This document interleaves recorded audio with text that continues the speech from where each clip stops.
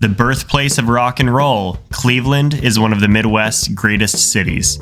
I visited Cleveland last year and was very impressed with its overall beauty. In this series, I briefly cover a city's history, population, skyline, as well as a few things that make the city unique. Now, let's meet Cleveland.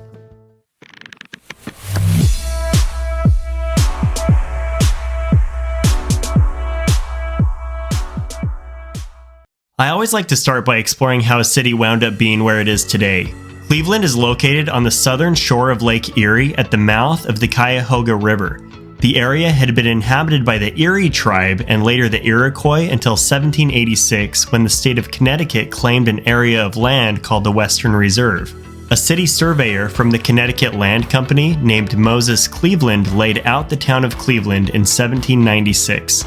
The completion of the Erie Canal helped connect Cleveland to trade from the Atlantic Ocean, but the city's growth really picked up with the completion of another canal in 1832, the Ohio and Erie Canal, which started in Cleveland and connected Lake Erie to the Ohio River. This made Cleveland a major commercial and industrial center, and by 1910, Cleveland was the sixth largest city in the country with a population of 560,000. Today, the city of Cleveland has a population of 361,000, making it the 54th largest city in the country. This is a good example of why it's important to take into account the larger metro area when evaluating a city's size. If you measure Cleveland by its metro population, it has over 2.1 million people, making it the 33rd largest metro in the country, being just smaller than its fellow Ohio city, Columbus, and larger than Indianapolis. To further complicate things, though, I need to mention that Cleveland is part of the larger combined statistical area with Akron, which together have a population of 3.7 million people and ranks as the 17th largest statistical area in the country and the largest in the state of Ohio. Suffice it to say, Cleveland is much larger than it initially appears on paper. Some of the most recognizable companies located in the Cleveland metro include KeyBank, Progressive Insurance, and Sherwin-Williams.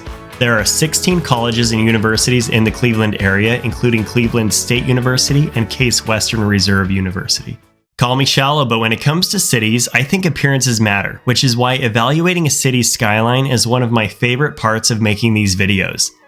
I've been to each of the three Big C cities in Ohio, and I think Cleveland slightly edges out Cincinnati as the best skyline in the state.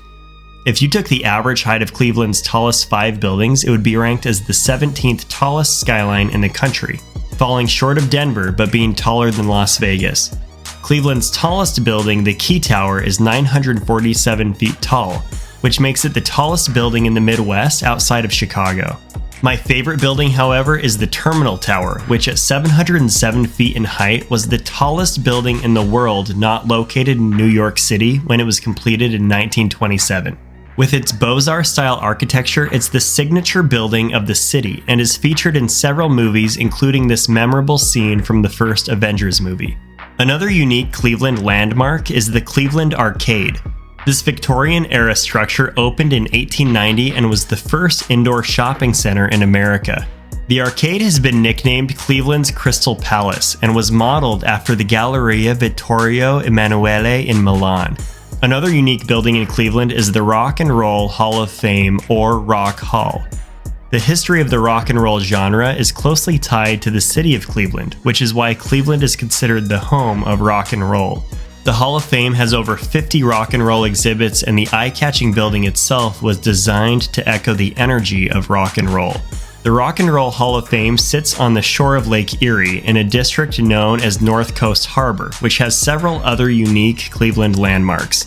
Adjacent to Rock Hall is the Great Lakes Science Center, which is Cleveland's large science museum. Part of what makes the museum different than other science museums around the country is that one of the exhibits is the William G. Mather steamship. The large Great Lakes freighter is nicknamed the ship that built Cleveland and can be toured as part of the museum. On the other end of the North Coast Harbor is another maritime vessel, the USS Cod. The USS Cod is a submarine that was commissioned for World War II and is now a permanent museum ship and memorial. Another building on the National Register of Historic Places is the James A. Garfield Memorial. Garfield was the 20th President of the United States and was assassinated in 1881. The beautiful memorial is 180 feet tall and has a large statue of Garfield on the inside. Cleveland is home to what is considered to be one of the best free museums in the country and one of the best art museums in general, the Cleveland Museum of Art. The museum includes masterpieces from artists such as Picasso, Van Gogh, and Monet, but what I personally find most interesting about the museum is this hall full of medieval armor.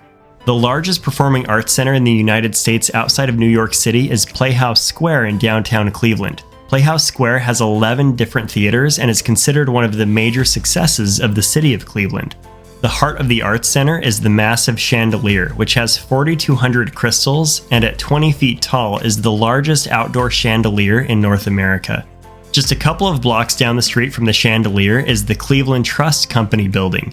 It's a beautiful building with a stunning glass rotunda. The building was originally built as a bank, but today the main level is surprisingly a grocery store, which I think is awesome because it keeps this historic building open to the public. The most famous market in Cleveland, however, is West Side Market, which is also the oldest public market in the city. The large market is located in a building that looks like an old train station and has around 100 different vendors. Sandwiched between Cleveland and Akron is the Cuyahoga Valley National Park. It's a beautiful natural park which includes a large collection of waterfalls, the most popular being Brandywine Falls. It's a unique national park in that it's surrounded by 2 large metros. And finally, I have to mention that Cleveland is a huge sports city and is home to major teams such as the Cleveland Cavaliers, the Cleveland Guardians, formerly the Indians, and the Cleveland Browns. For decades, the city waited for a championship, which was finally delivered when the LeBron James-led Cleveland Cavaliers defeated the Golden State Warriors in the NBA Finals in 2016. Well, that wraps up my video about Cleveland. If you enjoyed the video, please give it a like and check out some of my other videos about cities. Thanks for watching.